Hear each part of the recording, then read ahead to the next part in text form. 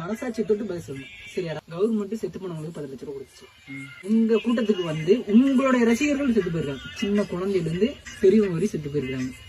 மனசாட்சியோட நீங்க என்ன பண்ணிருக்கணும்? ஒரு குடும்பத்துக்கு 1 கோடி ரூபாய் கொடுத்துருக்கோமா இல்லையா? 2000 கோடி வச்சிருக்காரு. கவர்மெண்ட் 10 லட்சம் ரூபாய் கொடுக்குது. அதுலயும் போட்டி. கவர்மெண்ட் 10 லட்சம் கொடுத்தா நான் 20 லட்சம் ரூபாய் கொடுப்பேன். மேடையில என்ன பேசுறீங்க? என்ன சார் பணத்தெல்லாம் நிறைய பார்த்தாச்சு.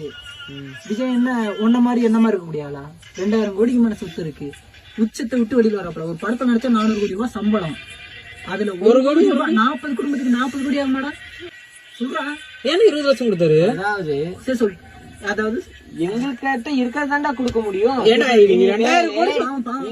பிச்சை எடுக்கிறான் பையன். என்ன பண்றது? படம் இல்லாம படம் வைப்பெல்லாம் இல்லாம பிச்சை எடுத்துக்கு இருக்கான். சினிமாலயே உச்சத்துல இருக்கிறவருக்கு தமிழ் சினிமாவோட உச்சத்தை விட்டு வந்திருக்கேன்னு யார் சொன்னா? யாரா சொன்னா?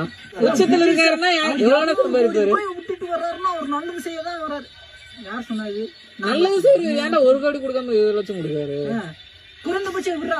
கவர்மெண்ட் 10 லட்சம் கொடுக்குது. 20 லட்சம் ரூபாய் டபுள் மடங்கா கொடுக்குறான். ஏன் குறைந்தபட்சம் 50 லட்சம் கொடு. இவன் கூட்டத்துக்கு வந்தாலும் செத்து போனானே. கவர்மெண்ட் நான் என்ன விஜய் ஓட்டு போனா அதுக்காக ரீசன் சொல்றான். போட்டா போடு போராட்டி போடா ரீசன் சொல்றான். இவன் இப்ப கேட்கக்கூடிய கேள்வி எல்லாருமே கேட்பானுங்க. எல்லாருக்குமே நீ பதில் சொல்லணும். சரியா?